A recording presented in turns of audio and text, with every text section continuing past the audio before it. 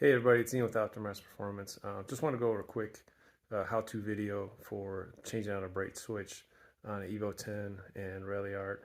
Um, this is mainly something that the guys with the MRs with the SST transmission are going to perhaps have an issue with if this brake switch is not functioning properly.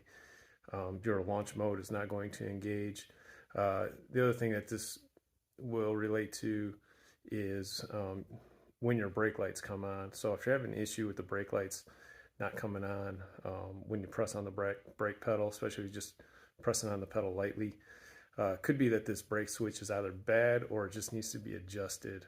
So I'm going to cover that in this video. It's a real simple thing to do, but I couldn't really find much information about it on YouTube, so I thought I'd go ahead and do a quick video for it.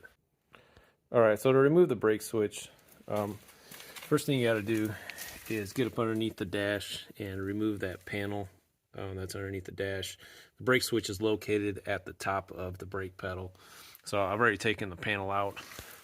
And then when you get up underneath here, I'll show you where the brake switch is just a second. So this is the brake switch right here. There's just one plug on the end of it. So you're gonna want to pull that off first. Makes it a little bit easier to get it off of there. Brake switch. Just because I saw the way that this switch works has nothing to do with the. That's when the lights actually come on, not coming on.